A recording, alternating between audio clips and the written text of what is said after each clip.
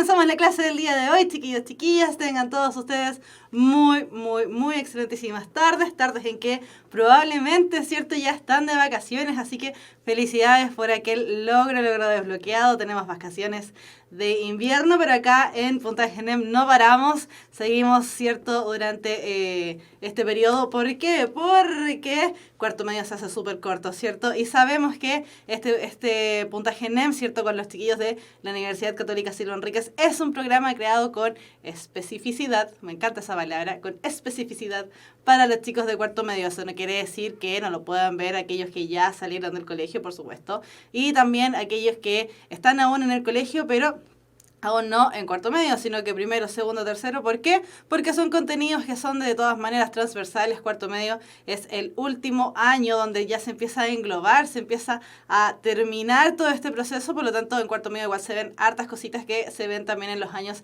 anteriores. Muy buenas tardes a Araceli, que está ahí saludando en el chat. Es la primera que saluda.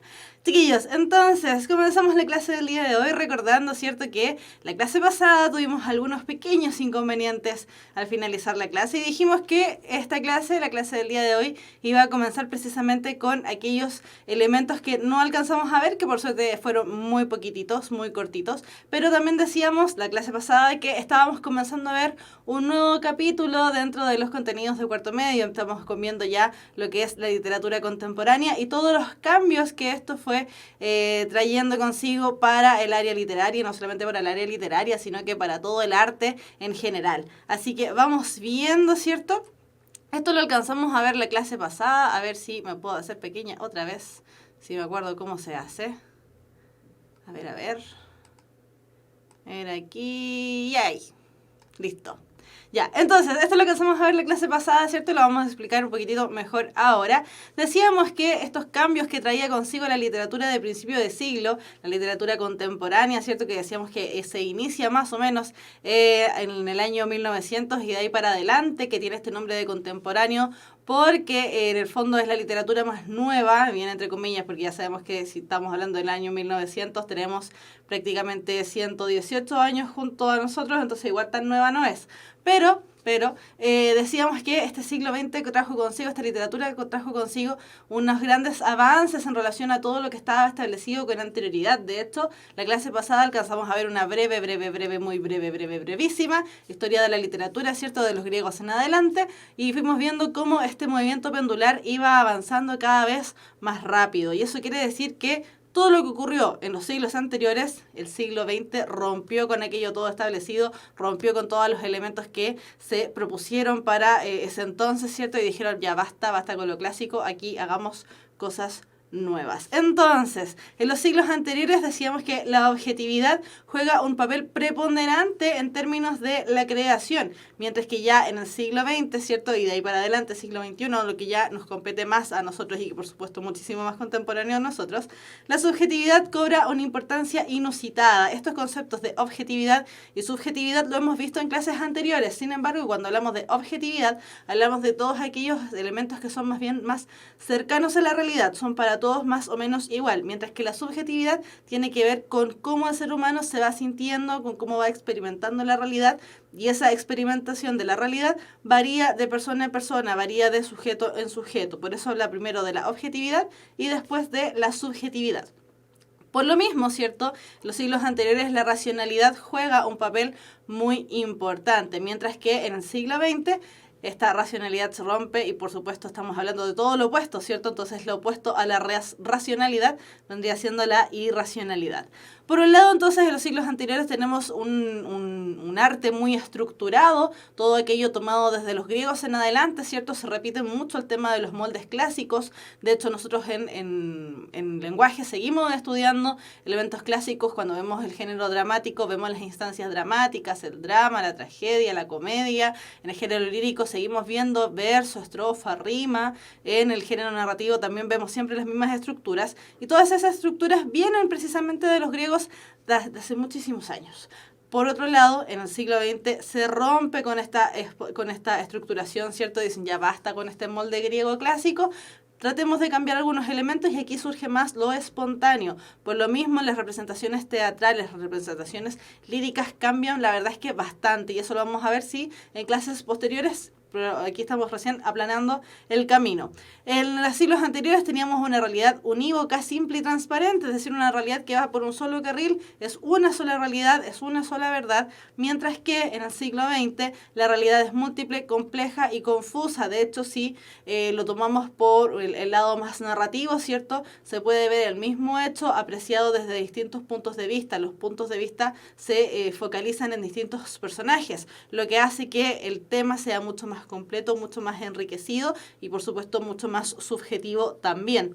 En los siglos anteriores teníamos certeza y fe en las ideas absolutas, sobre todo esto tomándolo desde el punto de vista de la religiosidad, de la fe, mientras que en el siglo XX, debido a todos estos cambios que vimos la clase pasada, ¿cierto? Que tienen que ver con los grandes avances políticos, con grandes guerras, es un siglo muy bélico, con todos los elementos de los avances tecnológicos, toda aquella seguridad en lo establecido que tenía el ser humano se pierde, se rompe, ¿cierto? Y desaparece la seguridad y la fe en el mundo. Todo esto también tiene que ver con los temas que dijimos que tomaba la literatura contemporánea, que tiene que ver con lo absurdo de la existencia, con el ser humano que ya está más relegado a otro nivel, ¿cierto? Un ser humano más oscuro, porque siente esta sensación de muerte en cada esquina que cruza.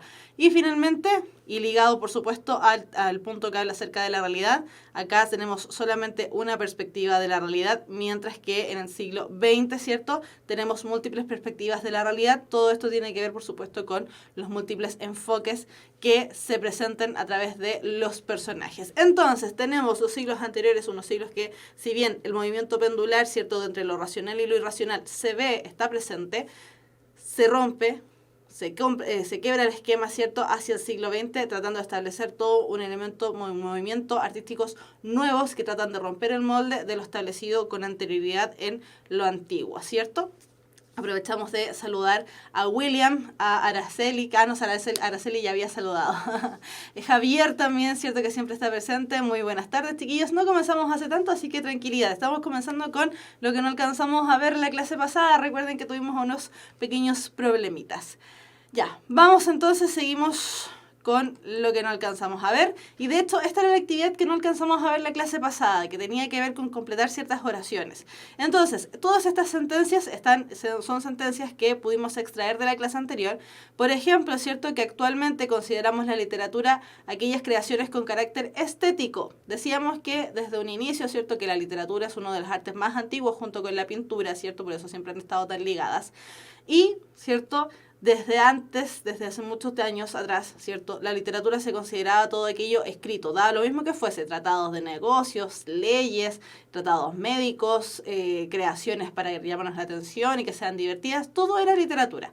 Desde el siglo XVIII en adelante, con la aparición del romanticismo, esta versión cambia, ¿cierto?, y la aparición de muchas tecnologías nuevas también, por ejemplo, el hecho de que pudiésemos tener luz en el hogar, ¿cierto?, y poder quedarnos hasta más tarde leyendo, ya eso hace que la literatura rompa, ¿cierto?, un poco el esquema, diga ya, no todo es literatura, sino que vamos a considerar por un lado texto no literario, lo que habíamos, ¿cierto?, al inicio de las clases de puntaje NEM, y también tenemos ahí considerado el texto literario, que vendría siendo todas aquellas características estéticas con las que dotamos a la literatura. Entendemos por contexto extraverbal aquel que tiene relación con el contexto de producción. Decíamos que dentro de las teorías para analizar la literatura, teníamos, por un lado, ¿cierto?, aquella que tiene que ver solamente con el mundo que se está presentando y aquella que tiene que ver con el contexto de producción, es decir, cómo influye, ¿cierto?, todo el contexto donde el autor, ya sea el poeta, el dramaturgo o la persona que escribe textos narrativos, ¿cierto?, el autor,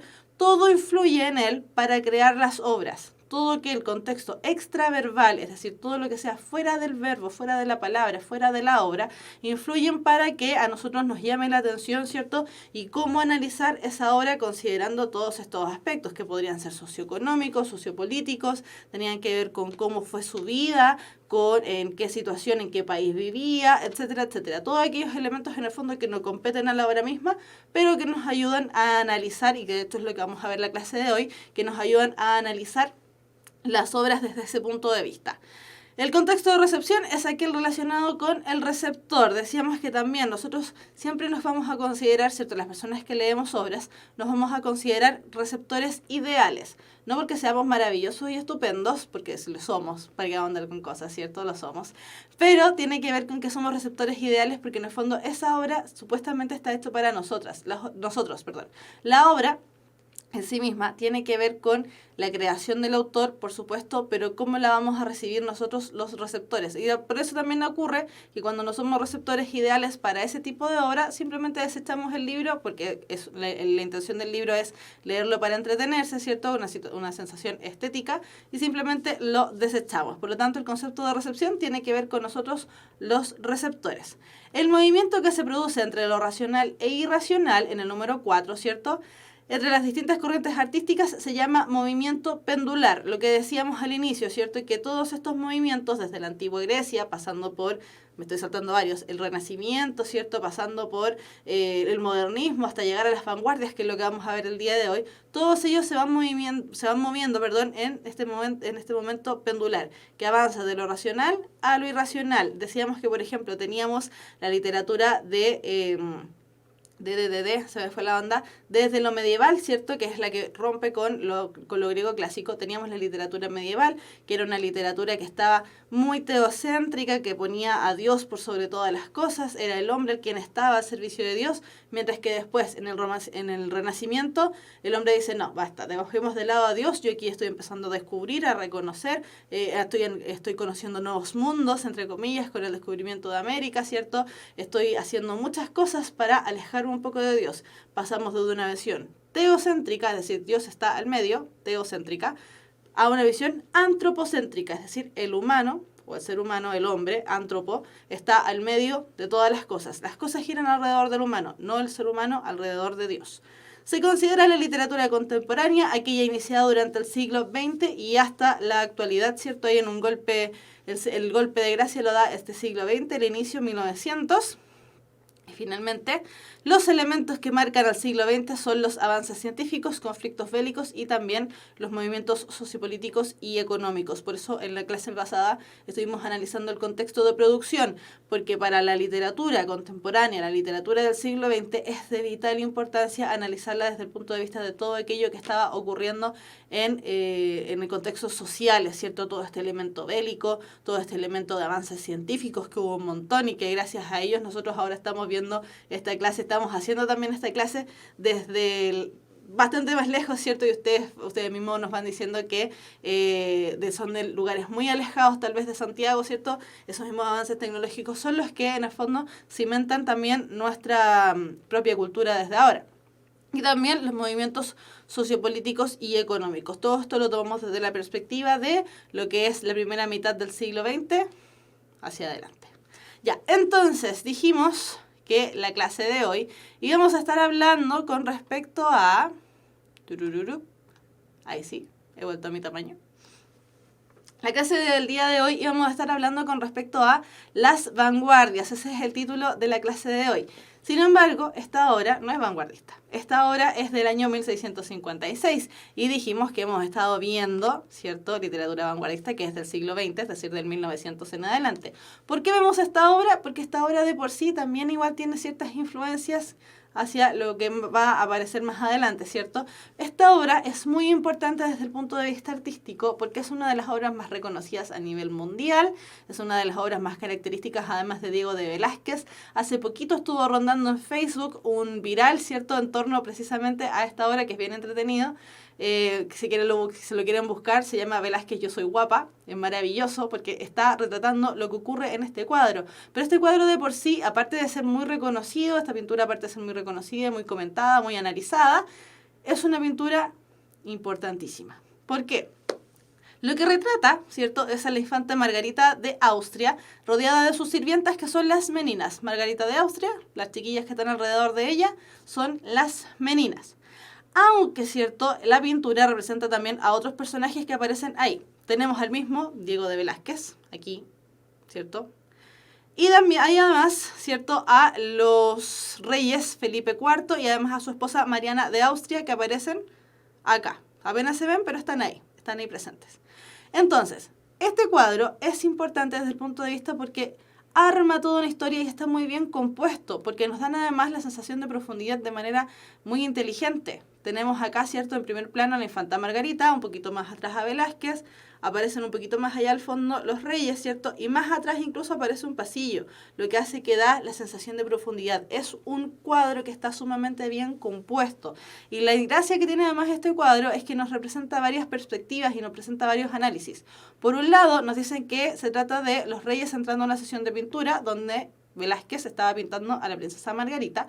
O también se decía, ¿cierto?, que estarían los reyes estarían posando, ¿cierto?, y en este caso sería Margarita quien entra a ver la pintura. La gracia de esta es que prácticamente es una especie de selfie. Es una especie de selfie del año 1656, donde Velázquez logra meterse también en el cuadro y representarnos, porque aquí él, si se fijan, él también estaba pintando, está haciendo una pintura, está aquí con sus materiales de pintura, ¿cierto? También estaba pintando algo. ¿Qué estaba pintando? No tenemos idea, no tenemos cómo saberlo. Y esa es la gracia de este cuadro, que está exageradamente bien compuesto y lo transforma en un cuadro sumamente clásico. ¿Por qué? Por los colores, por la forma, por la estructura, por las texturas, por la sensación, ¿cierto?, de profundidad que genera el cuadro, por además los análisis que se permite hacer a través del cuadro, ¿cierto?, de si, bueno, estaban posando los reyes o era Margarita la que estaba posando, a quién estaba pintando Diego Velázquez y un montón de cosas. Además las meninas que son más o menos no muy agraciadas, ¿cierto?, como la menina que está por allá. Sin embargo, después, ¿cierto?, bastantes años después, porque este cuadro es del año 1656, pasamos de aquel cuadro a esto, a La Fuente, de Marcel Duchamp. Este objeto se considera también un objeto de arte. Y es ahí donde entramos en la disyuntiva. Tenemos un arte que nosotros consideramos arte clásico, maravilloso, bien estructurado, bla, bla, bla, bla, bla, a esto. Esta técnica artística se considera desde el punto de vista del arte, ¿cierto?, como un ready-made o un objeto encontrado, también conocido de esa manera. Si lo consideramos, ¿cierto?, lo que están diciéndonos es que es un objeto que ya está listo, un objeto artístico que ya de por sí está listo. Este objeto fue presentado en una exposición de arte en Nueva York, donde las personas que estaban promoviendo esta exposición dijeron, bueno, vamos a aceptar hacer absolutamente cualquier objeto artístico que nos presenten. Y Duchamp, agarrándose de esa pequeña estrategia, ¿cierto?, ¿qué es lo que hace? Presenta este urinal, porque no es una fuente, es un urinal, ¿cierto? Lo presenta como un objeto de arte. Las personas, por supuesto, se escandalizaron y lo sacaron rapidito desde ahí. Sin embargo, a la gente le quedó llamando la atención este objeto. No porque fuese un urinal, sino por el momento artístico, ¿cierto? O el atacazo artístico que se le ocurrió hacer a Marcel Duchamp al presentar un urinal como un objeto artístico. ¿Qué es lo que hace en el fondo Duchamp al presentar este urinal, conocido como La Fuente, ¿cierto? Es precisamente iniciar una revolución en el mundo del arte, introduciendo lo que vamos a conocer hasta el día de hoy como las vanguardias. ¿Por qué? Porque él está demostrando que absolutamente cualquier objeto sacado de su contexto, un urinal, presentado en otro contexto como una muestra de arte, ¿cierto?, y con que el autor tenga la intención de presentarlo como un objeto artístico, se va a transformar en arte. Esa es la idea entonces del ready-made y la idea también de las vanguardias. Las vanguardias de por sí van a ser movimientos artísticos que lo que hacen es romper con todo lo establecido. Dicen basta de todo lo clásico, pasemos a hacer cosas nuevas, a hacer cosas que llamen la atención. De hecho, este urinal durante muchos años a la gente le llamó tanta la atención que hay copias de este mismo urinal repartidas por distintos museos, ¿cierto? Porque además no solamente es llamativo desde el punto de vista de por qué lo presentaron como un objeto artístico, sino que es llamativo porque a la gente le chocó, a las personas que estaban presentando, ¿cierto?, o estaban organizando esta muestra de arte, le chocó presenciar que alguien iba a poner un urinal, un objeto donde se depositan desechos humanos, ¿cierto?, lo presentaran como arte. Y desde ahí en adelante entonces tenemos el inicio de lo que podríamos considerar las vanguardias. Por supuesto, no es el único objeto que originó las vanguardias. De hecho, las vanguardias se originan en Europa, no en Estados Unidos. Sin embargo, se considera como un gran objeto que tiene que ver con el tema de las vanguardias. Entonces, cuando hablamos de las vanguardias artísticas, vamos a considerar que son aquellos movimientos artísticos que engloba no solamente la literatura, por supuesto, sino que engloba todo el arte, por eso es vanguardia artística, y que lo que hacen es romper con lo que estaba establecido. ¿Por qué? Porque absolutamente todas las formas clásicas ya estaban en un sistema de agotamiento bastante grande. Consideremos que esto es del año 1900, ¿cierto? Y esto ocurre no solamente porque el arte se estaba agotando, sino que porque la manera de ver la sociedad también se estaba agotando. Por eso la burguesía, que era uno de los grandes movimientos sociales, ¿cierto? Uno de los grandes escalafones sociales que teníamos en esa época, también se empieza a agotar y se empieza a aburrir, porque tienen tanto dinero, tienen tanto poder adquisitivo, tienen tantas maneras de viajar y conocer el mundo, que ya están aburridos. En el fondo, la gracia de las vanguardias artísticas es que se originan, al contrario de lo que había ocurrido, por ejemplo, con el realismo con anterioridad, las vanguardias se originan desde los movimientos más aristocráticos y burgueses. Gente que estaba aburrida, básicamente, ¿cierto? Y que tenía también la posibilidad de aburrirse y en el fondo no morirse de hambre, porque ese es el problema del arte, ¿cierto? Que si la persona no es un gran artista, probablemente tenga ese problema de que pase hambre, porque lo sabemos, ¿cierto? El arte es mal pagado. Entonces, las vanguardias toman este nombre precisamente por los conflictos bélicos que estaban ocurriendo en esta época. ¿Como cuáles? Primera Guerra Mundial, inicio de la Segunda Guerra Mundial. Las vanguardias toman el nombre de vanguardia precisamente del francés avant-garde, que es la primera línea de defensa de los soldados, el soldado raso, ¿cierto? El soldado que en el fondo no tiene ninguna jineta aún. Toman este nombre precisamente porque son las personas que van a la pelea, la primera línea de defensa de los que van a la pelea y que lamentablemente son los que mueren, por supuesto. Pero toman este nombre además porque en el fondo las vanguardias eso es lo que hacen, ir a la pelea, ir al choque, ir al efecto, ¿cierto?, de simplemente morir por la representación artística que ellos están presenciando o están proponiendo, lo que hizo en el fondo Marcel Duchamp al presentar este urinal como un objeto de arte. Las vanguardias entonces nacen en Europa luego de las primeras guerras, Primera Guerra Mundial, Segunda Guerra Mundial, quebrando las tradiciones establecidas y tuvieron gran auge en la primera mitad del siglo. Si se fijan desde la semana pasada, que estamos hablando solamente desde la primera mitad del siglo XX, es decir, del 1900 al 1950. Las vanguardias artísticas, aquí, las vanguardias artísticas entonces las vamos a considerar también desde el punto de vista de la literatura. Ahora, ojo, para que quede más clarito, ¿cierto? La clase pasada dimos como recomendación, ¿cierto? Podríamos decir como tarea, pero lo vamos a decir como una recomendación porque en realidad no es tarea para nada. Dimos como recomendación ver las películas. Se me olvidó ahora en este momento. Es una película se me olvidó cómo se llamaba. De esa película. Bien, súper bien. Y además Forrest Gump. Dijimos que les íbamos a ver precisamente para enterarnos acerca de cómo eran nuestros movimientos artísticos. Ahora estamos dando recomendación de libros que también puedan retratar este principio o primera mitad del siglo XX. Si alguien me quiere ayudar cómo se llamaban las películas, porque a mí se me olvidó.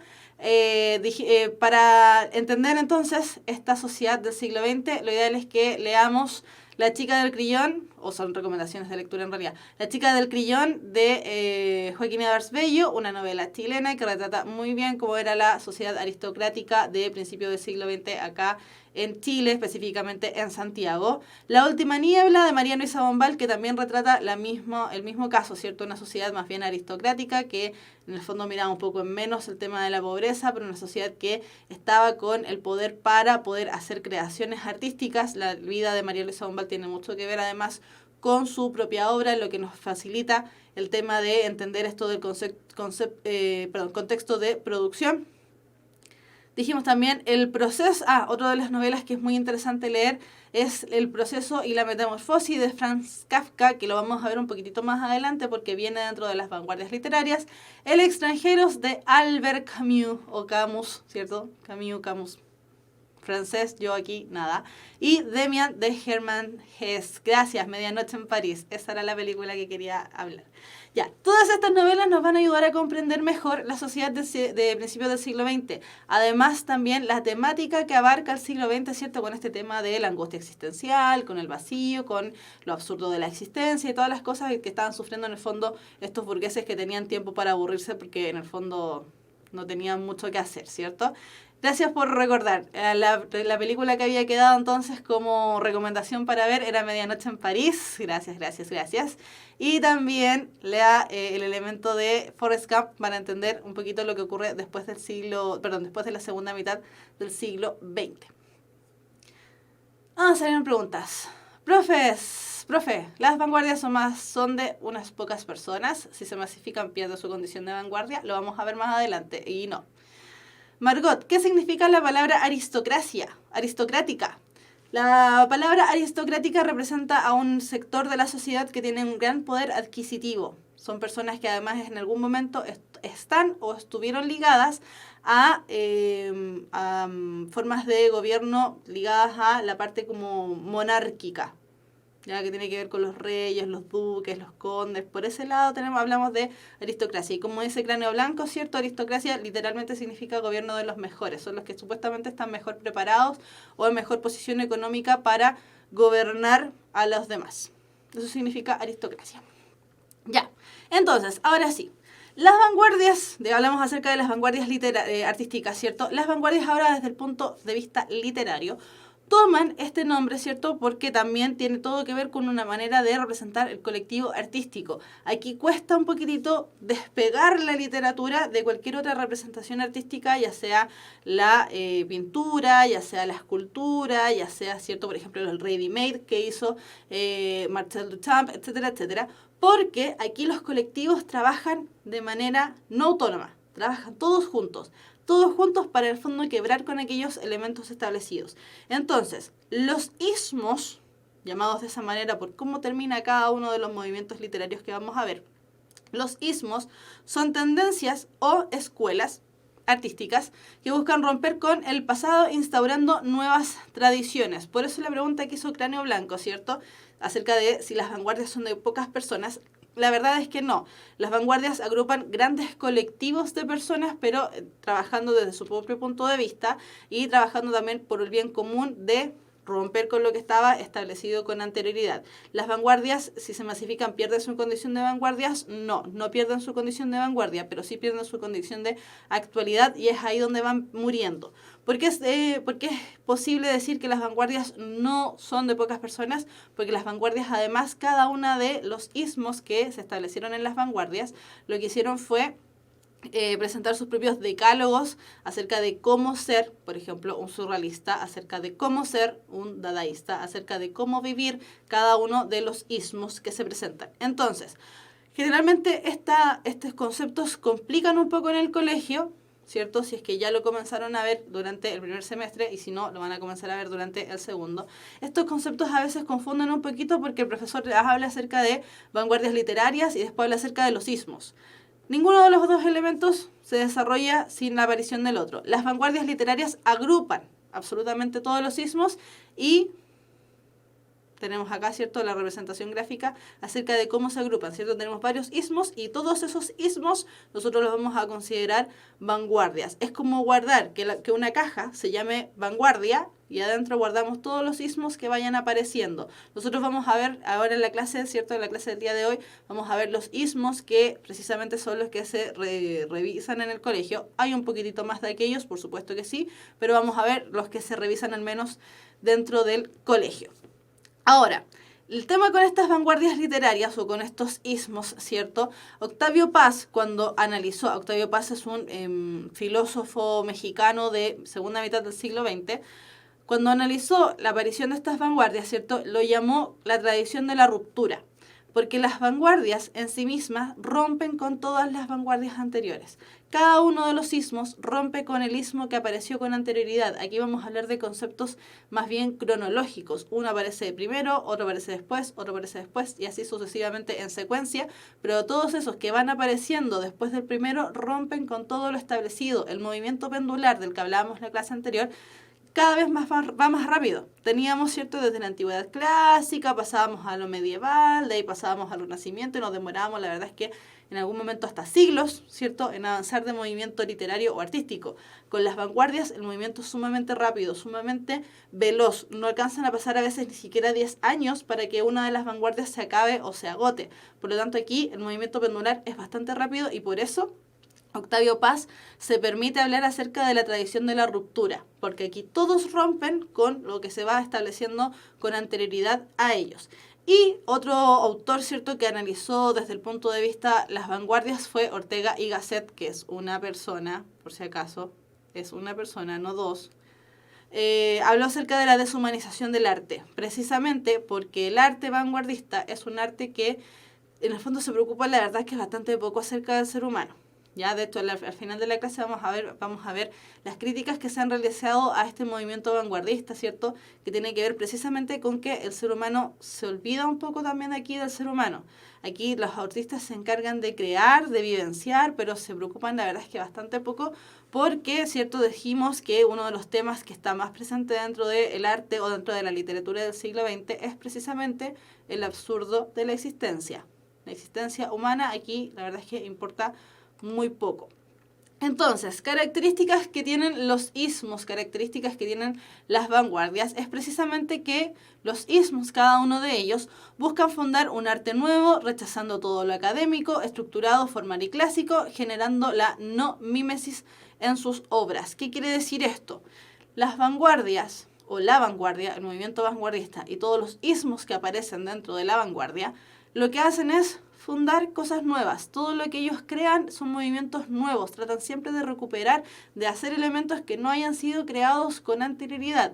Por eso rompen con todo lo académico. Cuando hablamos de lo académico, hablamos de aquellos elementos artísticos establecidos desde la antigüedad, de los griegos, de los romanos, con todo lo formal, con todo lo clásico. En el fondo, lo que se enseña, lo que se enseñaba en las universidades, ¿cierto? Y lo que generan es la no mímesis en sus obras. El concepto de mímesis es un concepto también de los griegos que tiene que ver con recuperar desde la naturaleza el arte. En el fondo, imitar, ¿cierto?, a través del arte la naturaleza, las cosas que ya estaban hechas, las cosas que estaban establecidas. Por eso el mimo lo que hace es imitarnos. En el fondo hacemos arañas, hacemos morisquetas que tienen que ver con nosotros mismos, nos imitan. La mímesis, y de ahí viene la palabra mimo, la mímesis lo que hace es un proceso de imitación. Los vanguardistas, ¿cierto?, dijeron, no, aquí no vamos a imitar nada, aquí nosotros lo que vamos a hacer es crear. Los artistas además funcionan como colectivo interdisciplinario que comparte una forma de ver el arte y la sociedad. Por eso, ¿cierto?, a la pregunta que hacía Cráneo, yo le dije que no, porque el colectivo aquí es interdisciplinario. No se toma solamente, por ejemplo, no podemos decir que un movimiento, un ismo, solamente es arte, solamente es pictórico, porque la verdad es que se empiezan a mezclar elementos, porque como quieren hacer todo nuevo, ¿cierto?, quieren crear elementos nuevos, vanguardistas, bien novedosos, muy modernos, lo que hacen en el fondo es tomar elementos del arte, del cine, de la pintura, elementos, el ready-made que vimos al inicio, ¿cierto? Tomar elementos, la misma literatura, toma elementos de otras técnicas artísticas para ir creando cosas absolutamente nuevas y novedosas y la verdad es que bastante entretenidas. Presentan libertad de expresión, alteración y mezcla de las estructuras formales del arte. Esto relacionado, ¿cierto?, con la primera característica. Y esto tiene que ver precisamente porque este arte que se empieza a generar en este siglo XX es un arte que tiene que ver fuertemente con la juventud. Aquí la juventud es la que la lleva. La juventud es un movimiento que se empieza a generar precisamente en esta época. Esto lo dijimos en la clase pasada, lo estamos recuperando, ¿cierto? La juventud es la fuerza vital del movimiento artístico. La juventud es la fuerza que impulsa la generación de estos elementos y lo que hacen básicamente es hacer que el movimiento sea absolutamente nuevo y novedoso. De hecho, nos vamos a dar cuenta que todos los exponentes que empiezan a aparecer en esta época son exponentes, la verdad es que bastante jóvenes y por eso alcanzan después ya la segunda mitad también del siglo XX, porque son la verdad es que bastante jóvenes todos los artistas que participaron en estos movimientos de vanguardia. Entonces, presentan libertad de expresión, alteración y mezcla de las estructuras formales del arte, porque dijeron ya basta de tener los elementos establecidos, ya basta de seguir recuperando el tema de lo clásico, ¿cierto? Ya basta con todo eso, generemos elementos nuevos. Y para generar elementos nuevos, precisamente, tenemos que apelar a la libertad de expresión.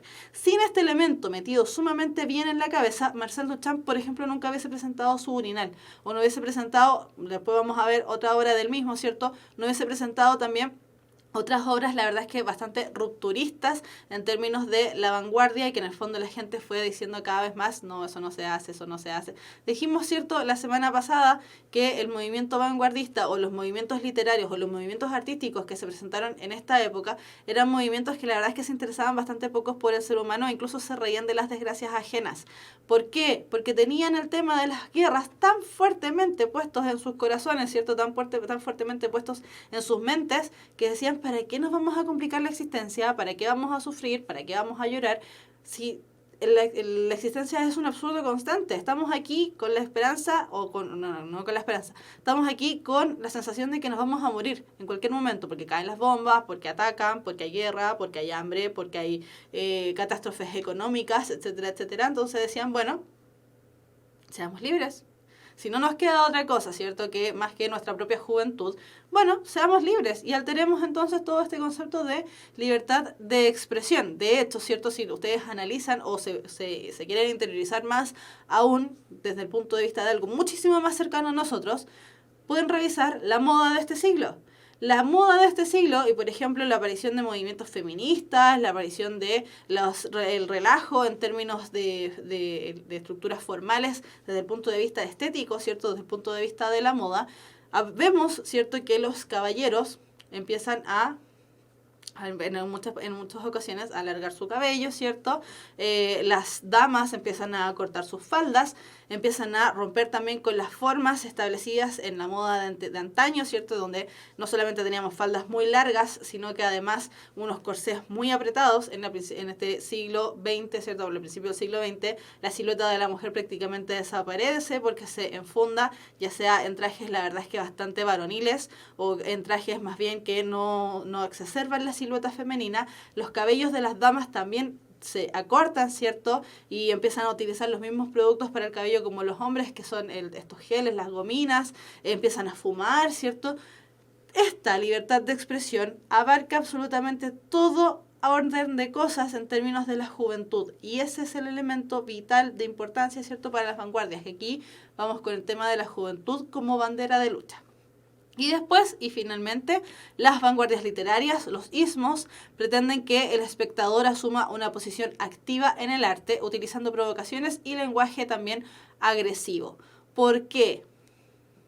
Lo que dijimos en el comienzo. El arte vanguardista, los ismos, buscan romper, pero da lo mismo como lo hagan. Rompen con todo lo establecido, ¿cierto? Y para eso necesitan provocar las cosas en los demás, generar, ¿cierto?, que los demás estén hablando acerca de su ismo, estén hablando con respecto a la vanguardia en la que están inmersos, porque de otra manera el arte no cobraría la fuerza que tiene en esta época. La gente, el momento de liberación, ¿cierto?, que tenían, nosotros tenemos, por ejemplo, en nuestro propio momento contemporáneo, tenemos las redes sociales a veces para descargarnos con respecto a lo que nos ocurre. En esta época solamente tenían el arte. Por lo tanto, el arte, la bandera de lucha, el tema de la juventud, ¿cierto?, hace en el fondo que se rompa de verdad, chiquillos, con absolutamente todo lo establecido. Entonces, dentro de el primer ismo, y aquí vamos a ver por qué se llaman ismos, ¿cierto? El primer ismo, ahí sí, que vamos a revisar de las vanguardias literarias es el expresionismo. Me voy a avanzar un poquitito, ¿cierto? Dadaísmo, surrealismo, todos terminan en ismo, por eso tienen ese nombre de ismo. Ya, el primero que vamos a revisar es el expresionismo, movimiento artístico, literario, que se desarrolla a principios del siglo XX en Alemania, es aquí donde nace. El expresionismo lo que busca hacer es explorar la realidad desde el interior del sujeto, por lo que se aleja un poco de la realidad. El expresionismo, la verdad es que nace en este principio del siglo, ¿cierto?, en Alemania, precisamente como una respuesta a las guerras que se están generando. Por eso el expresionismo es tan trágico, el expresionismo es tan angustioso y atormentado. De hecho, esta pintura, ¿cierto?, que se llama Máscaras Naturaleza Muerta, ¿cierto?, del año 1911, si se fijan, ¿cierto?, lo que está prácticamente representando es un asunto bien diabólico, bien satánico, no desde el punto de vista de lo malo, sino que por el hecho de los colores que están presentando. Se nos presenta, ¿cierto?, una máscara roja, no es menor, ¿cierto?, con bordes negros, unos dientes bastante marcados, ¿cierto?, todos los elementos bien grotescos, bien enfrentados hacia lo que vendría siendo el tema de lo atormentado. Por eso el objeto es presentado de una manera deforme y grotesca. Vemos más allá, ¿cierto? Vemos una figura que podríamos llamarla una figura humana, por los rasgos que tiene, y acá tenemos la máscara.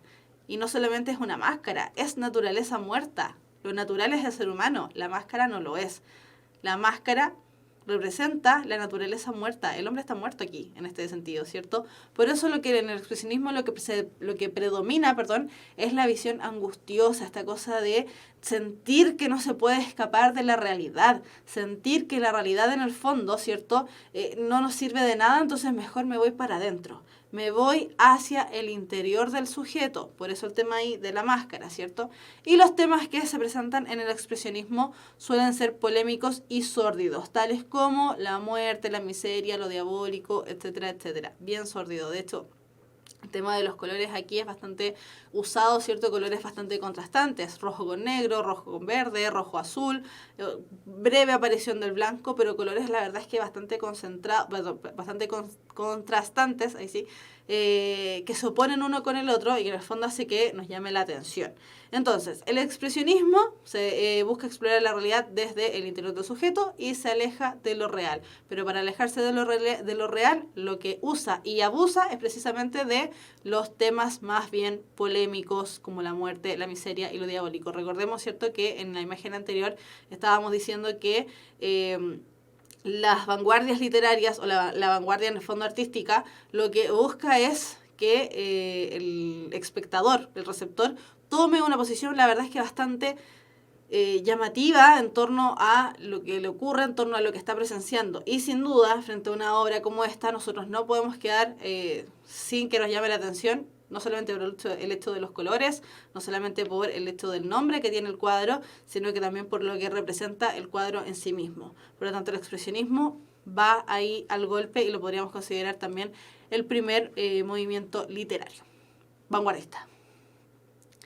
Ya, a ver, dijimos que uno de los libros, ¿cierto?, que se recomendaban para entender este elemento de la literatura vanguardista, este elemento del principio del siglo XX, era uno de los libros recomendados es La Metamorfosis de Franz Kafka. Y aquí tenemos un fragmento, ¿cierto?, que en el fondo nos dice un poco cómo es el expresionismo, cómo vivenciar, cómo analizar, cómo explorar el expresionismo. Este dice así: cuando Gregorio Samsa se despertó una mañana después de un sueño intranquilo, se encontró sobre su cama convertido en un monstruoso insecto. Estaba tumbado sobre su espalda dura y en forma de caparazón y, al levantar un poco la cabeza, veía un vientre abombado parduzco dividido por partes duras en forma de arco, sobre cuya protuberancia apenas podía mantenerse el cobertor, a punto ya de resbalar al suelo. Sus muchas patas, ridículamente pequeñas en comparación con el resto de su tamaño, le vibraban desamparadas ante sus ojos. ¿Qué me ha ocurrido?, pensó. No era un sueño. Su habitación, una auténtica habitación humana, si bien algo pequeña, permanecía intranquila entre las cuatro paredes harto conocidas. Este libro generalmente se da en el colegio y generalmente todos lo odian, cuando es una maravilla de libro. ¿Por qué todos lo odian? Porque nos falta el contexto de producción. Nos falta precisamente analizarlo desde el punto de vista de cuándo se hizo este libro. Y este libro claramente es una expresión del expresionismo, es un ejemplo de expresionismo. ¿Por qué? Dijimos que presenta la angustia vital, presenta el tema de la muerte, presenta el tema del interior del ser humano, y aquí lo estamos viendo. Gregorio Samsa se despierta y ve que está convertido en una cucaracha. Y durante todo el libro, el tipo es una cucaracha, la gente lo mira con asco porque es una cucaracha, no puede ir a trabajar, por lo tanto es un inútil para la sociedad porque es una cucaracha. La familia lo trata bastante mal, le arrojan cosas hasta que el pobrecito le rompen un pedazo de caparazón, ¿cierto? Y se empieza a morir por ese punto de vista, ¿cierto? Porque le entra una infección al cuerpo de ser una cucaracha. ¿Cierto? Entonces, ¿qué es lo que pasa? Todo el mundo odia este libro, ¿cierto? Porque no se analiza como se debe analizar. El tema, acá de Gregorio Samsa, es que es un libro sumamente simbólico. ¿Por qué? El mismo nombre lo es. No el nombre de la metamorfosis, que en el fondo apela a que el hombre cambió, ¿cierto? Tiene que ver con que es Gregorio. Gregorio, el nombre Gregorio, se relaciona con el tema de gregario.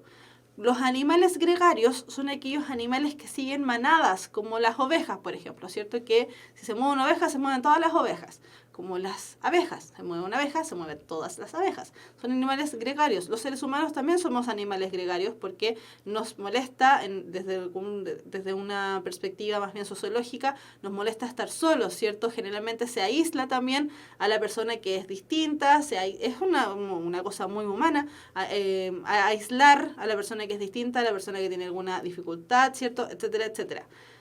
Gregorio representa precisamente esta cualidad humana de ser gregario. Y lo que hace, ¿cierto?, es que en algún momento Gregorio se sintió cansado de trabajar.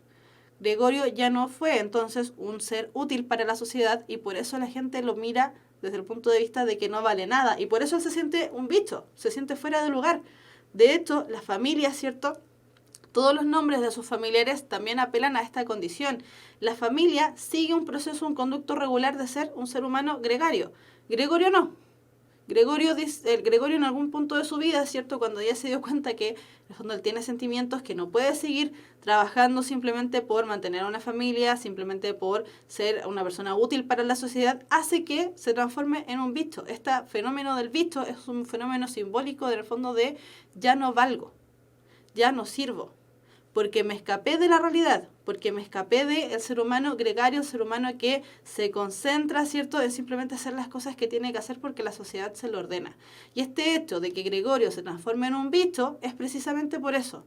Por eso él ve, ¿cierto?, que está tumbado sobre su espalda dura en forma de caparazón. Si nosotros analizamos todas las características que Franz Kafka dota al bicho en el que se convierte Gregorio Samsa, es un bicho sumamente feo, es horrible. De hecho, la forma en la que muere, ¿cierto? Cuando le arrojan esta manzana y el pobrecito ahí queda patas para arriba, más encima se empieza a pudrir desde adentro porque se genera una infección.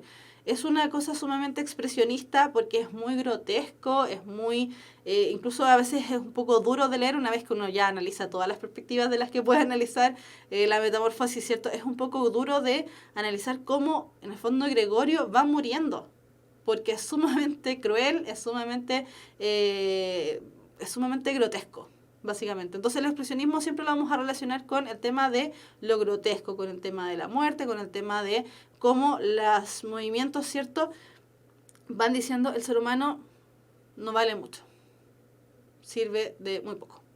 Entonces, ¿cierto? El tema del expresionismo, el tema de la metamorfosis de Franz Kafka, generalmente por eso nos cuesta leer este libro, porque no entendemos el simbolismo, nos cuesta entender cómo se presenta el tema de el ser humano gregario en el expresionismo y en la metamorfosis de Franz Kafka. Si lo quieren leer de nuevo, chiquillos, y no les gustó en el colegio y lo quieren leer de nuevo, denle una segunda oportunidad tomándolo desde el punto de vista de que es una obra expresionista y que todos los elementos que aparecen ahí son símbolos del rechazo del expresionismo por el ser humano. Ya, avanzamos. Siguiente movimiento vanguardista literario es el dadaísmo. El dadaísmo se originó en Suiza en el año 1916 y su principal exponente es Tristan Tzara. Tristan Tzara lo que hizo es crear un manifiesto dadaísta. ¿Cómo lo hizo? De hecho, el mismo manifiesto lo dice. Mete palabras en una bolsita, cierra la bolsita, agita, ¿cierto? Tucu, tucu, tucu, y empieza a sacar palabras y empieza a armar cosas nuevas. El dadaísmo toma este nombre porque nos suena raro, ¿cierto? Dada. Toma este nombre porque dada es un sonido que generalmente hacen los bebés. Entonces no significa nada. Y ya de ahí ya vamos viendo el tema del absurdo, ¿cierto? El dadaísmo, el dada, no significa absolutamente nada. Y esa es la creación de los dadaístas. Creaciones, la verdad es que bastante absurdas, creaciones que en el fondo dicen el ser humano no sirve de nada, etcétera, y las cosas no sirven de nada, etcétera, etcétera. Este cuadro, también de Duchamp, ¿cierto? Es conocido como, no voy a pronunciar eso porque eso se pronuncia en francés, no sé francés. Pero se conoce, más vulgarmente, como la Mona Lisa con bigotes. Así de simple, la Mona Lisa con bigotes. Podríamos decir, bueno, entonces lo que hizo Duchamp es robarle la Mona Lisa a Da Vinci y evitarle bigotes. Y sí, es lo que hizo. Claro que más adelante vamos a ver que este no es un fenómeno de robo, ni de plagio, ni de copia, ¿cierto? Que es otro fenómeno llamado intertextualidad o interdiscursividad en este caso. Pero lo que él hizo es simplemente pintarle bigotes a la Mona Lisa. Y arte. Lo mismo que hizo con un urinal. Sacó el urinal de un baño, lo presentó en una exposición, dijo esto es arte y teníamos que aceptarlo como arte. La Mona Lisa con bigotes, la misma idea. Sacó a la Mona Lisa, le pintó los bigotes y tenemos el arte. Más adelante, años después, simplemente presentó a la misma Mona Lisa con bigotes, pero le borró los bigotes. ¿Y cómo se llamaba el cuadro? La Mona Lisa sin bigotes. Era la misma Mona Lisa de Da Vinci. Pero él dijo que era la Mona Lisa sin bigotes. Y tenemos un objeto artístico, un ready-made, totalmente nuevo, actualizado, y todo el mundo lo alabó y le dijo, oh, qué maravilloso tu arte. Ya, el dadaísmo, entonces, relacionado fuertemente con el tema del absurdo, basa su obra en la destrucción y la muerte de la guerra. De hecho, aquí ya claramente estamos viendo el tema de la destrucción, ¿cierto? Destruye la obra de Da Vinci, una obra renacentista, y le pinta bigotes. Lo mismo que hacemos cuando estamos aburridos, tomamos el diario y le empezamos a pintar dientes a los que están sonriendo, le hacemos cicatrices, o le pintamos el pelo de otro color. Tonterías que a veces hacemos también los seres humanos de aburridos. El dadaísmo manifiesta una visión nihilista, anarquista y provocadora frente a la vida, relacionándose entonces con el existencialismo, con el simple acto de existir. Y existir en el fondo sin que nada nos importe, existir simplemente por el acto de existir. No me importan poco los demás, yo simplemente existo y me preocupo de mí mismo. Por eso habla de lo nihilista, que tiene que ver con la preocupación del propio yo. El yo y absolutamente nada más. Entonces, fíjense, esta es una cita de un poeta francés, Louis Aragon, que plantea, ¿cierto? En un manifiesto dadaísta, plantea que sois los amos de todo lo que rompáis. Las leyes, las morales, las estéticas se han hecho para que respetéis las cosas frágiles. Lo que es frágil está destinado a ser roto. Probad vuestra fuerza una sola vez. Os desafío a que después no continuéis. Lo que no rompáis os romperá. Será vuestro amo. El dadaísmo, como cualquier movimiento vanguardista, dice rompamos con todo, porque aquí somos dueños de todo. Somos jóvenes, somos vitales. Tenemos la fuerza de nuestra juventud. Rompamos con todo lo establecido, porque si no rompo con lo que está establecido, la Mona Lisa, por ejemplo, si no rompo con lo que está establecido me va a romper a mí. Y soy nihilista, por lo tanto no puedo dejarme romper. Tengo que, desaforadamente, buscar mi propia integridad, mi propia salvedad, ¿cierto? Mi propia preocupación por mí mismo y me presento al mundo. Yo rompo con todo lo establecido, simplemente soy un dada. Entonces, ejemplo desde el punto de vista de la literatura, porque aquí vamos a estar mezclando distintos tipos de manifestaciones artísticas. Fíjense lo que dice este poema de Hans Arp, que se llama Las piedras domésticas. Las piedras son entrañas, bravo, bravo. Las piedras son troncos de aire, las piedras son ramas de agua. Sobre la piedra que ocupa el lugar de la boca brota una espina, bravo. Una voz de piedra está frente a frente y codo a codo con una mirada de piedra. Las piedras sufren los tormentos de la carne. Las piedras son nubes, pues su segunda naturaleza baila sobre su tercera nariz. Bravo, bravo. Cuando las piedras se rascan, las uñas brotan en las raíces. Las piedras tienen orejas para comer la hora exacta. Este poema nos presenta las piedras como objetos animados. Este poema es una gran personificación en sí misma, representación de la personificación, figura retórica, ¿cierto? Este poema, en el fondo, nos dice la existencia es tan absurda que yo a un elemento tan vacío, tan común, tan vulgar, tan nada como una piedra, puedo representarlo como ser humano. Las piedras son entrañas, bravo, bravo. Las piedras son tronco de aire, las piedras son ramas de agua. Sobre la piedra que ocupa el lugar de la boca brota una espina. La piedra ocupa el lugar de la boca. No tengo boca, brota una espina. La voz de piedra está frente a frente, codo a codo, con una mirada de piedra. El ser humano aquí prácticamente desaparece incluso su arte de hablar, uno de los movimientos vitales, ¿cierto? Uno de los elementos con los que nacemos con la capacidad de hablar, ¿cierto? Lo vimos en la primera clase de Tagenem. Nacemos con la capacidad de hablar y este poema le quita al humano la capacidad de hablar y no solamente le quita, se lo pone en lugar de una piedra, sino que además le brota una espina, es decir, todo lo que el ser humano pueda decir es espinoso, es puntiagudo, rompe con todo lo que está establecido. Las piedras sufren los tormentos de la carne, las piedras son nubes, pues su segunda naturaleza baila sobre su tercera nariz. 3 narices. Bravo, bravo, cuando las piedras se rascan, las uñas brotan en las raíces. Las piedras tienen orejas para comer a la hora exacta. No comemos por la oreja, partamos desde ahí. Entonces, el dadaísmo la verdad es que es bastante absurdo, la verdad es que busca romper con todo lo establecido y también de una manera violenta. Si comparte un elemento con el expresionismo es precisamente este tema de la violencia. El dadaísmo en sí mismo es bastante violento. Siguiente, y aquí ya vamos a recuperarnos un poco del tema de la violencia. El surrealismo, también terminado en ismo, por eso las vanguardias literarias son conocidas como ismos. El surrealismo se origina en 1924 y su principal exponente es André Breton. Nace como dictado del pensamiento sin orden lógico ni razón, pues está influenciado por el psicoanálisis de Freud, explorando el mundo de los del inconsciente y los sueños. Decíamos, ¿cierto?, que la literatura está siempre en relación a su contexto de producción. Desde ese punto de vista, entonces, el surrealismo, lo que toma desde el punto de vista del contexto de producción, es o son las teorías planteadas por Freud a inicios del siglo XX, ¿cierto?, que tiene que ver con el tema de los sueños y cómo los sueños en el fondo también son parte de nosotros mismos, de nuestro inconsciente, de nuestro yo. El surrealismo ya no guerrea ni genera tanto problema con el ser humano desde el punto de vista externo. Aquí el surrealismo se fija más en el ser humano desde el punto de vista interno y desde el punto de vista de los sueños. Por eso este cuadro, La persistencia de la memoria, o también llamado Relojes blandos, de Salvador Dalí, es un ejemplo de surrealismo. ¿Por qué? Por cómo están presentados, ¿cierto?, los relojes. Los relojes son la verdad que elementos bastante duros porque nos miden el tiempo. Nosotros a través del tiempo también nos vamos midiendo a nosotros mismos. Acá los relojes están blandos y están, ¿cierto?, sobre elementos más bien, podríamos decirlo incluso marítimos o elementos naturales, donde no debiesen estar.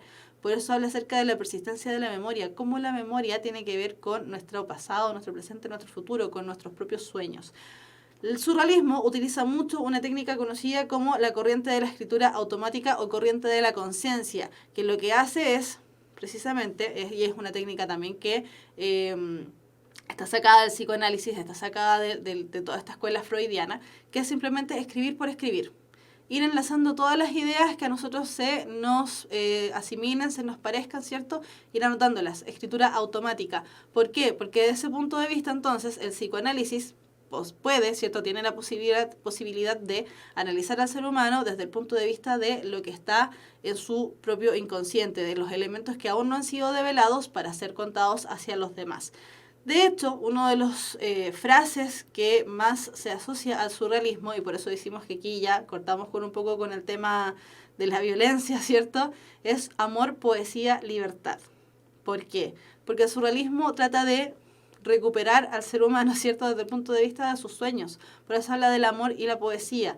La poesía siempre está ligado más a lo onírico, está más ligado al mismo lenguaje que utiliza la poesía, siempre está ligado a lo más bello, ¿cierto? Y por supuesto, a la libertad. Entonces, el surrealismo y aquí también rompe con lo que planteaba el dadaísmo, que era más bien violento, ¿cierto?, nihilista. El surrealismo dice, ya, basta, basta con toda esa violencia, el surrealismo un poquitito más hippie, seamos un poco más amorosos, tratémonos un poquitito mejor.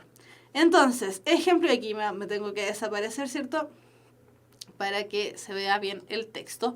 Ejemplo surrealista chileno del surrealismo lo encontramos en La última niebla, que es uno también de las novelas que presentamos al inicio de la clase como contexto para entender un poco más estas vanguardias literarias.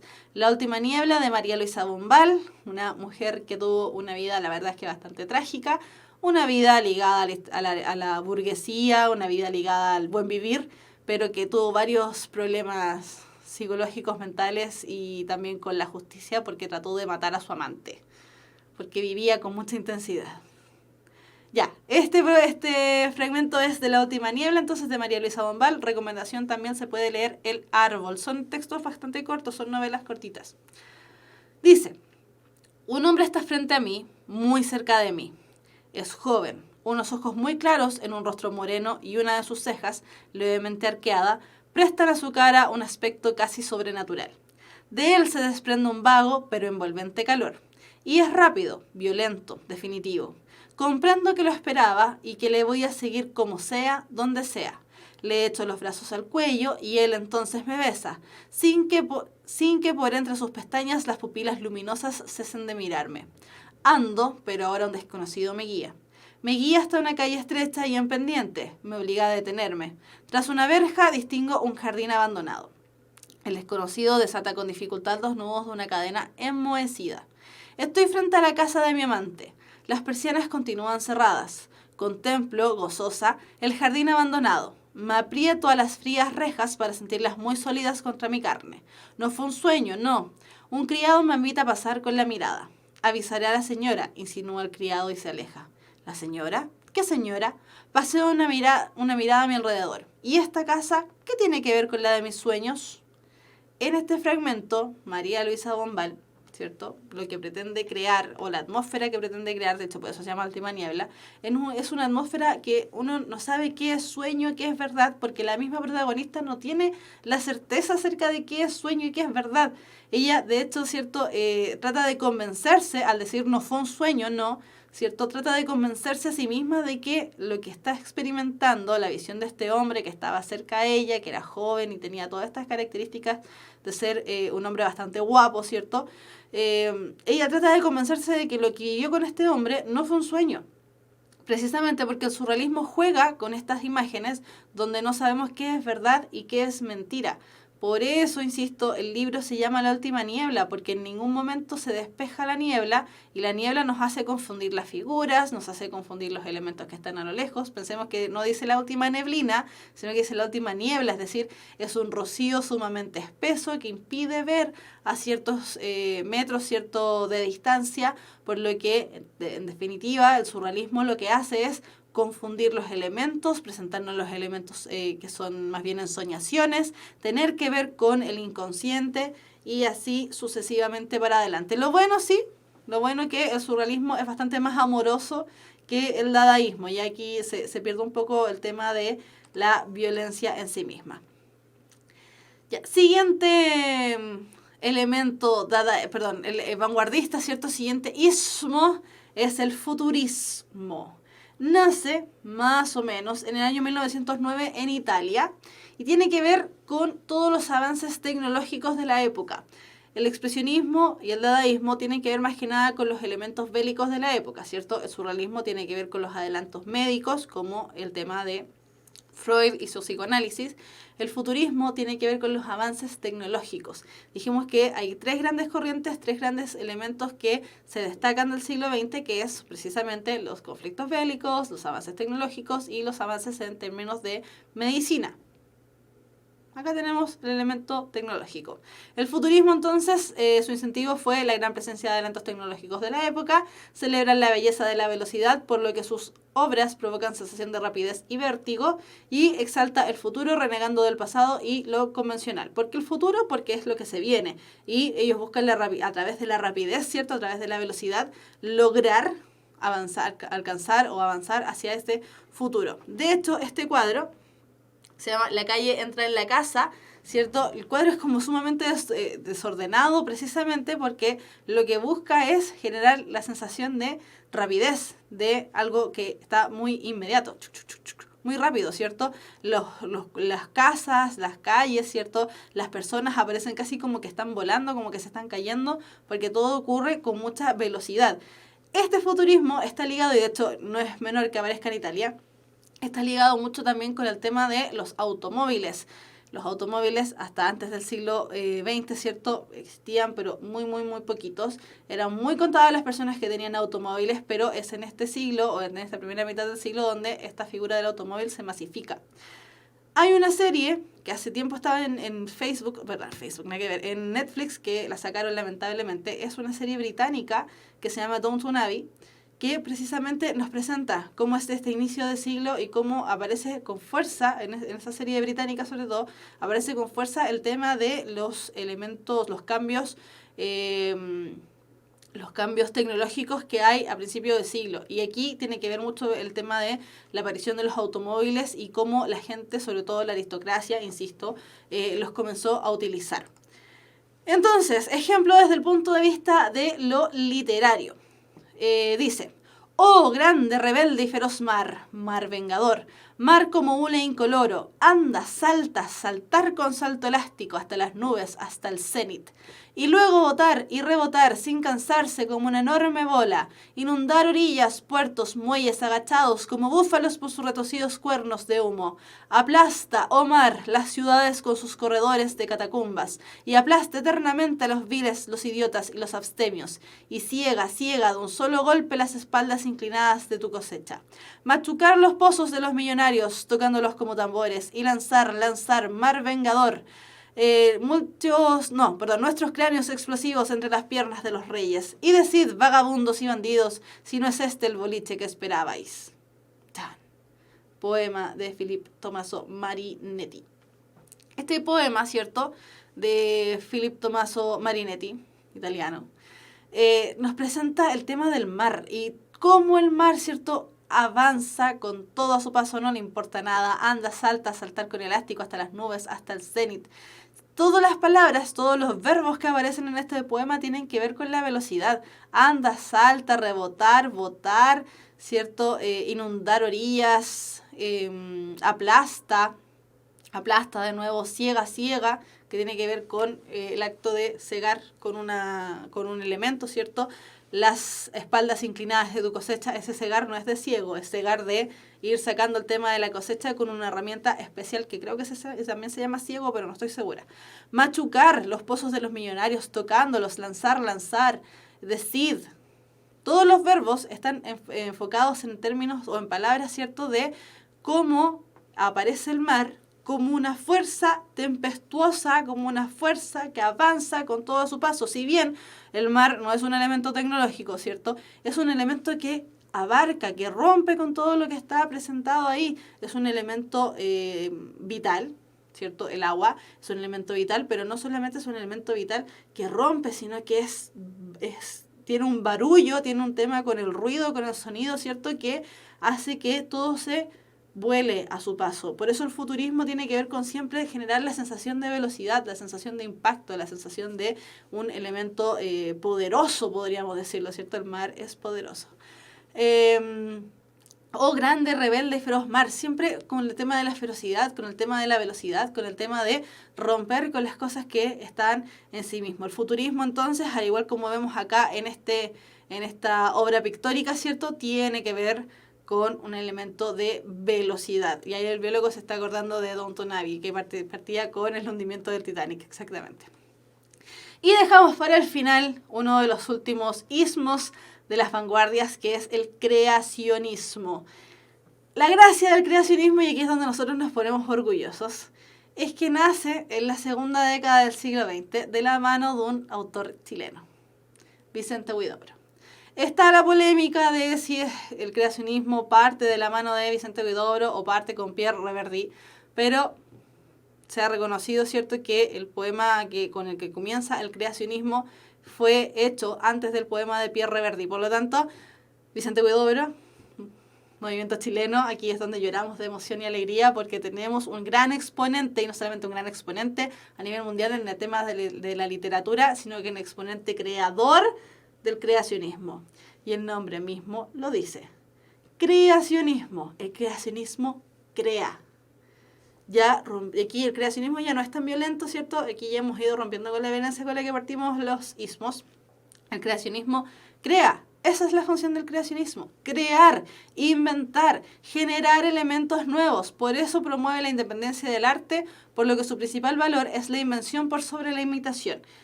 Aquí ellos ya no dicen, vamos a imitar. Aquí dijimos, ¿cierto?, que en las vanguardias la mimesis no aparece por ninguna parte. De hecho, en uno de sus poemas, que es el que vamos a leer en la próxima imagen, en un poema, Vicente Huidobro plantea que el poeta es un pequeño dios, porque está siempre creando, siempre inventando, siempre haciendo cosas nuevas. Y una de las manifestaciones literarias del creacionismo es el caligrama. El caligrama, si ustedes se fijan, ¿cierto?, aquí nosotros a través de palabras, este caligrama de Apollinaire. Este caligrama, a través de las palabras, forma la silueta de una mujer. Y precisamente este poema, este caligrama, habla acerca de una silueta de mujer, habla acerca de una mujer.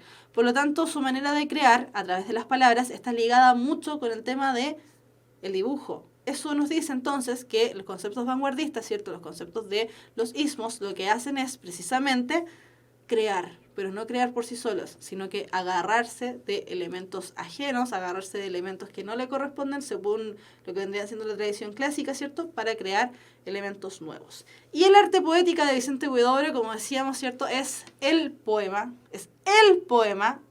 con el que podemos decir el creacionismo chileno. Y aquí es donde, insisto, nos llenamos de orgullo. El problema de Vicente Huidobro, nuevamente, es que es un poeta muy aristocrático. Ya, el poema dice así: que el verso sea como una llave que abra 1000 puertas. Una hoja cae volando, algo pasa volando. Perdón, una hoja cae, algo pasa volando.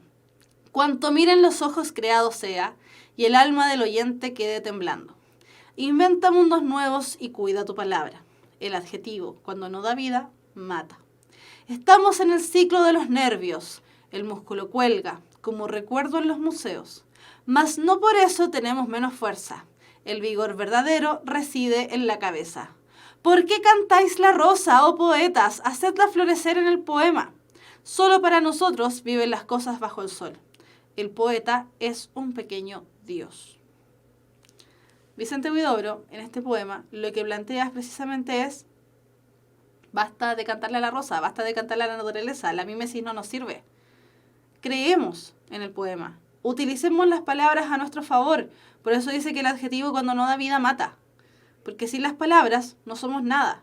Sin el tema artístico, ¿cierto? Sin el tema de la poesía, no somos nada. Por eso de mirar a la poesía y las artes, de mal mirarlas, no es adecuado. Porque en el fondo estamos creando.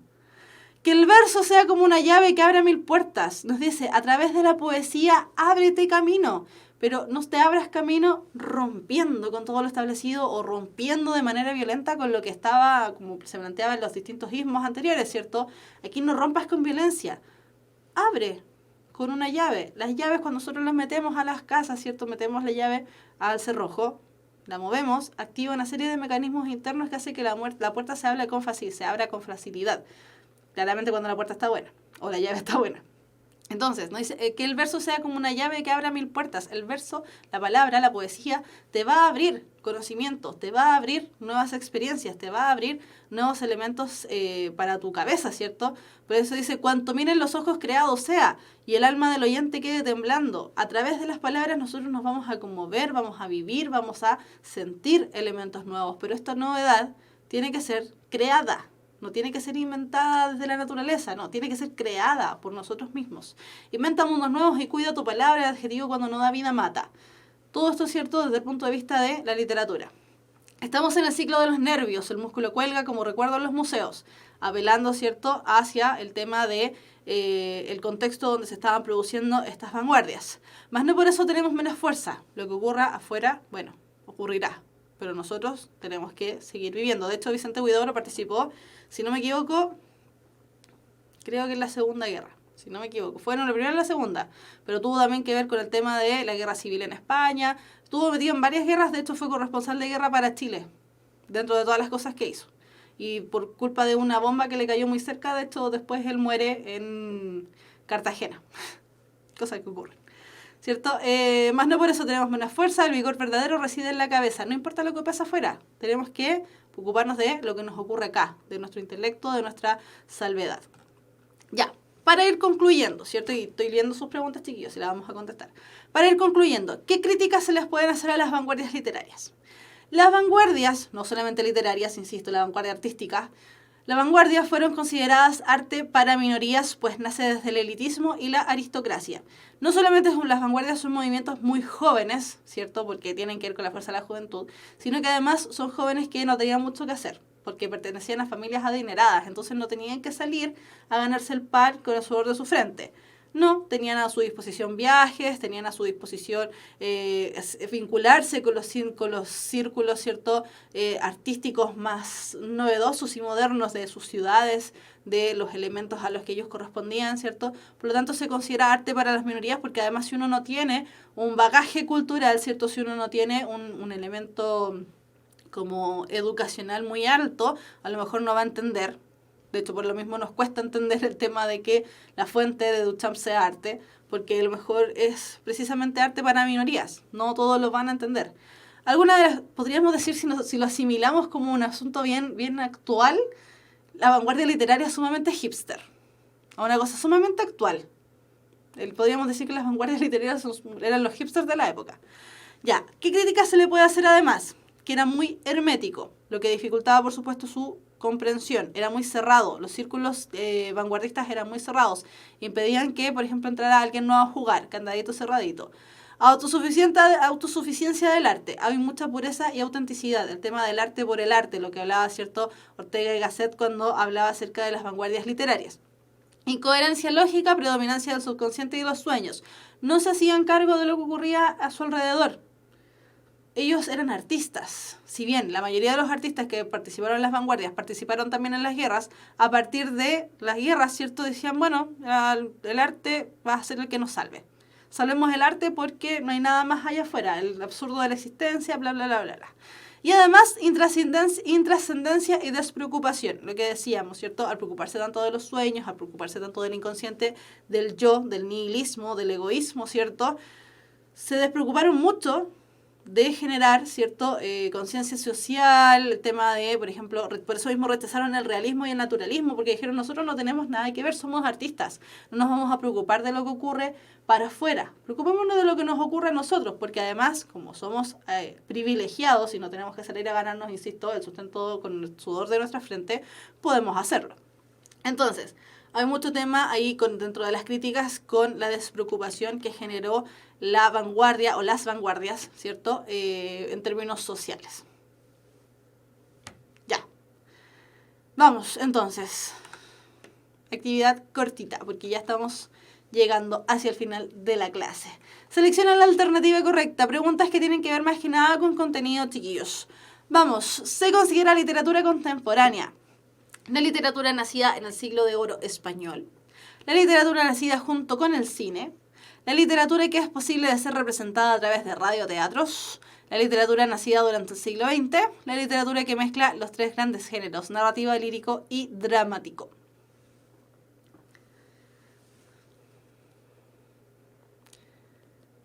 ¿Qué consideramos literatura contemporánea?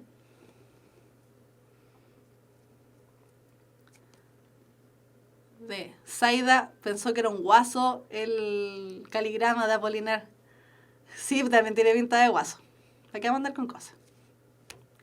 DDD, y por supuesto que es la D, ¿cierto? Dijimos que la literatura contemporánea, si bien el concepto de contemporáneo tiene que ver con lo actual, ¿cierto?, desde el punto de vista de lo que estamos estudiando y cómo se presenta en los planes de estudio y en los planes de cualquier elemento, ¿cierto? La literatura contemporánea se considera toda aquella que nace a partir del siglo XX. El siglo de oro español es sumamente antiguo, es del año 1700, no tiene nada que ver. La literatura nacida junto con el cine podría haber sido, porque vamos a ver en próximas clases que el cine tiene mucha influencia en la literatura, pero más que nada en la narrativa, por lo tanto se coarta ahí el tema. La literatura que es posible de ser representada a través de radioteatros, eso es el drama, la obra dramática. La literatura que mezcla los tres grandes géneros, narrativo, lírico y dramático. No, vamos a ver que la literatura contemporánea no solamente mezcla géneros, sino que mezcla también formas artísticas. El o los hechos o hechos histórico o históricos que marcaron el siglo XX fueron conflictos bélicos, caída de las Torres Gemelas en Estados Unidos, aparición de la fuerza de la juventud, incentivo a las mujeres para formar de la parte pública y laboral.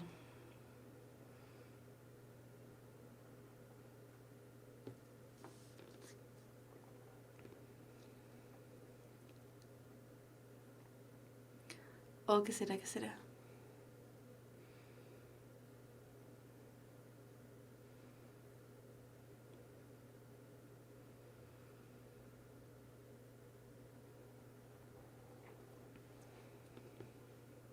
Margot hizo un comentario, no lo alcancé a leer, con respecto a Gregorio Samsa.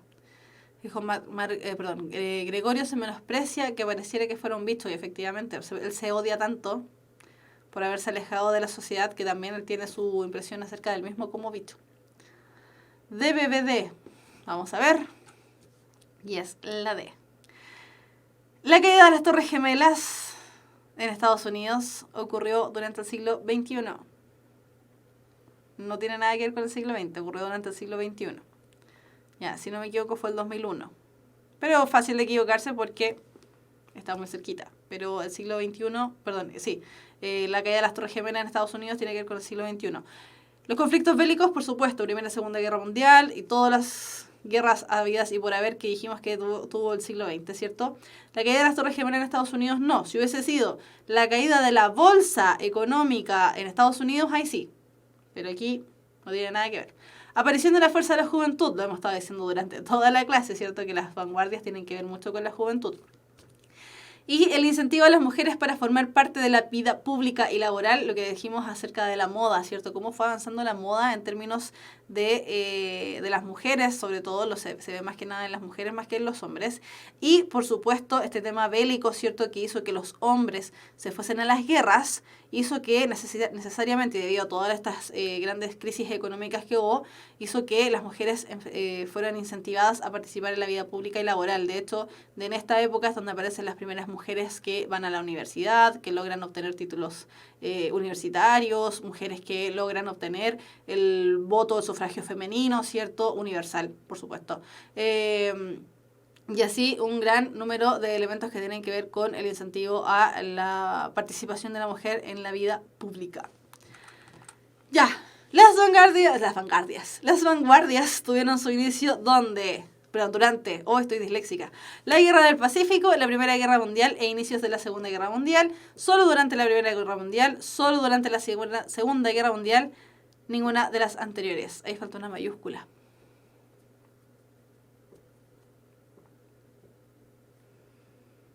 Falta una mayúscula en segunda, porque es el nombre de la guerra. Las vanguardias tuvieron su inicio durante.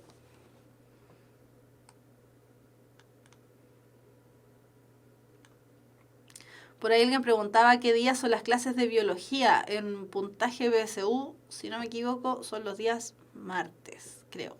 Pero tendría que revisar las redes sociales.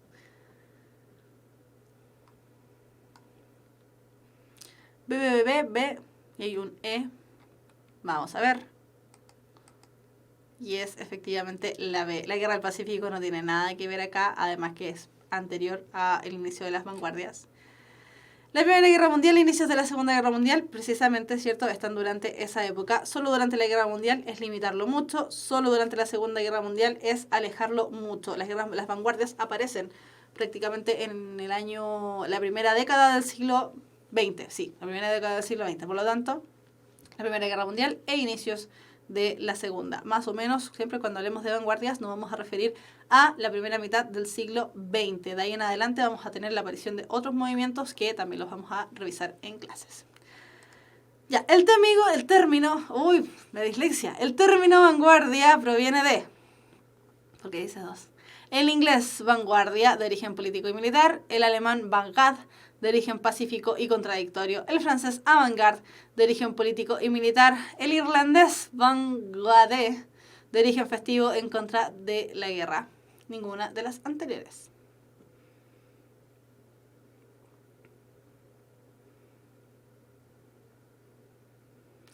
Esta pregunta está ligada más que nada, ¿cierto?, a que relacionemos el término vanguardia con el término con el que se corresponde, ¿cierto? Porque nos vamos a ir recordando cómo afectan las vanguardias o qué características tienen las vanguardias artísticas. Ya, hay varias respuestas. B o C. Y es la C. El francés avant-garde, de origen político y militar. ¿Por qué? Porque decíamos, ¿cierto?, que el término vanguardia procede de este fenómeno, sobre todo militar, ¿cierto?, que tiene que ver con la primera línea de defensa hacia lo que van a las guerras. La vanguardia, entonces, también tiene que ver con esta primera línea de defensa, con ir al choque, romper con lo que se establecía, ¿cierto? Y también estar destinados a morir, lamentablemente, estar destinados a, en el fondo, enfrentarnos con todo lo que está establecido y no importa, si tenemos que morir, morimos porque para eso somos la vanguardia. Entonces, está relacionada con el francés avant-garde, de origen político y militar. Ah, ¿verdad? Dice el cráneo blanco, se acordó. Ya, preguntas de la clase. Vi que habían unas preguntas por ahí. Que en realidad eran poquitas. Acá está. Araceli Gallardo Velázquez. Profesora, ¿el futurismo igual habla sobre la guerra o no? Sí, todos hablan sobre la guerra. Ese es un tema que no pueden dejar de lado porque en el fondo lo están viviendo. Sí, todos hablan de la guerra. Si bien el movimiento cierto es pendular, rompe una con la otra, igual hay temas que en el fondo manejan todo, que tiene que ver con el contexto social. Por ejemplo, uno de los temas que todos presentan es el tema de la aristocracia, de tener la vida más poquito más fácil, ¿cierto? Y el tema de la guerra, que sin duda. Pensemos que en los años donde están establecidas las vanguardias literarias, ¿cierto? Y tienen que ver el tema de la guerra. ¿El poeta es un pequeño dios o Dios es un pequeño poeta? No sé. Según Vicente Huidobro, el poeta es un pequeño dios. ¿Y el ultraísmo o no es tan importante? El ultraísmo también corresponde a los ismos, sí, pero ahora se le dijimos que, porque hay más, también está el fobismo, por ejemplo. Dijimos que en la clase al menos íbamos a revisar solamente los que se ven en el colegio, pero hay más vanguardias, sí. Por ejemplo, el ultraísmo que propones tú y, como dijimos, el fobismo que también aparece dentro de los ismos. Hay más, sí, hay varios más. ¿El poeta es un pequeño dios o Dios es un pequeño poeta? Dependiendo de qué tengamos fe. Depende. Pero nos vamos a quedar con las palabras de Vicente Huidobro, que el poeta es un pequeño dios. El poeta es un hombre como todos, responde Michelle Vilca. Obvio, sí, lo es. Ahora, recordemos, Chile, país de poetas. ¿El capitalismo es necesario para combatir la pobreza? Oh, estamos filosóficos con las preguntas. Depende. Durante el siglo XX hubo varios intentos para combatir la pobreza. Y al menos hasta lo que dijimos, ¿cierto? Que el siglo XX es el que nos heredó muchas cosas. Seguimos viviendo el capitalismo. Pero también hay otras potencias que siguen viviendo otras maneras de vivir la economía, ¿cierto? Como el comunismo en China o en Cuba. Y así sucesivamente. Said Oliva, ¿por qué ella no me ama? Porque es una mala mujer. Todas tienen que amar. Grano blanco, ¿qué es el ser? Ya. Chiquillos, clases de lenguaje, no de filosofía. ¿Qué es el ser? Hasta el día de hoy no lo descubrimos, es un sujeto, no sé qué plantea la filosofía con respecto al ser. Por eso en lenguaje hablamos del sujeto, porque es más fácil de definir. Ya, más preguntas de la clase.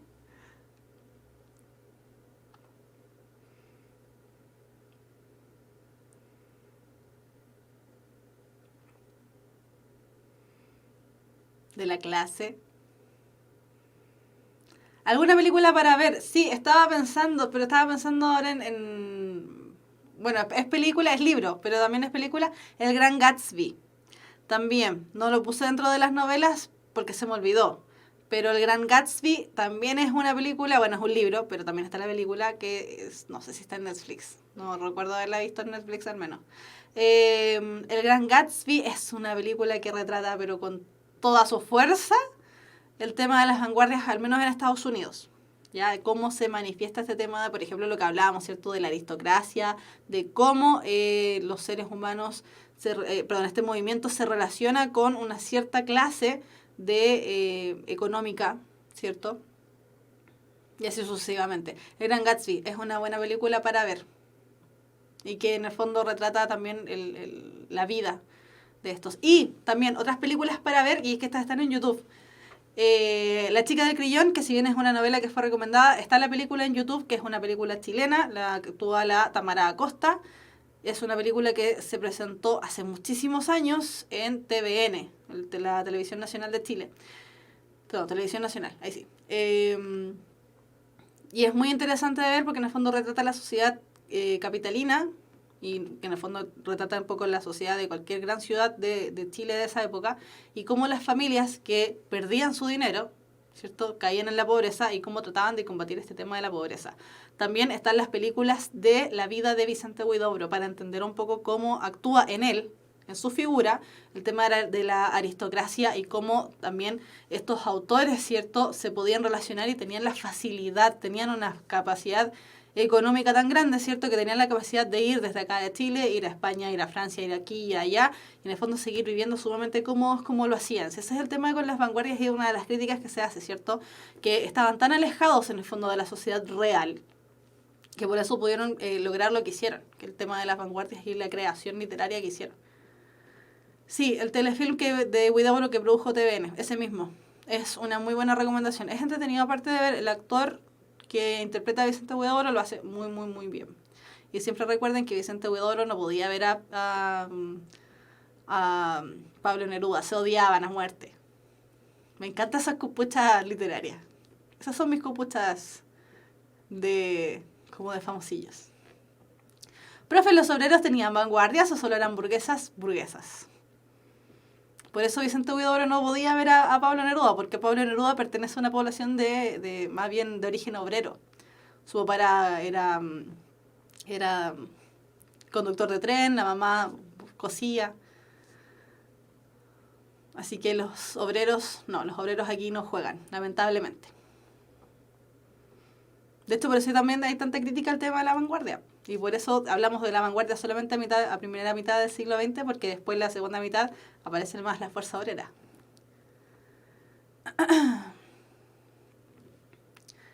Ya, y esta es la última pregunta.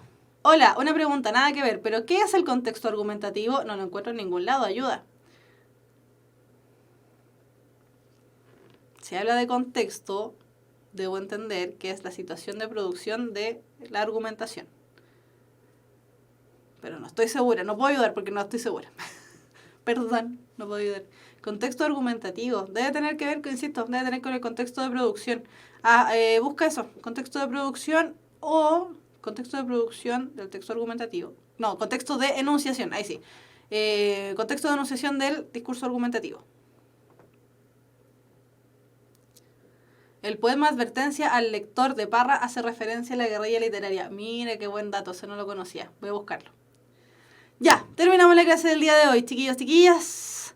Nos vemos el próximo miércoles para seguir hablando de este tema entretenidísimo que es la literatura de principios del siglo XX y cómo, ¿cierto?, la televisión, el cine, el arte, la medicina, la ciencia, la psicología, incluso Einstein influyó en la literatura. Chiquillos, nos vemos el próximo miércoles. Que tengan una muy linda noche, porque ya estamos de noche, son más de las 8.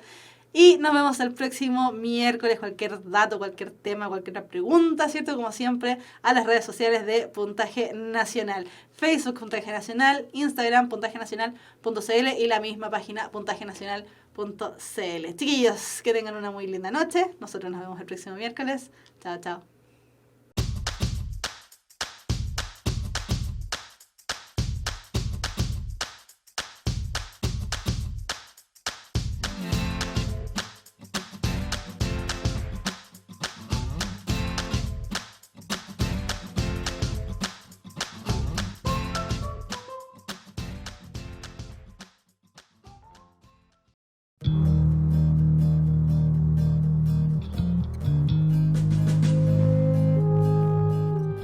Somos la Universidad de un legado.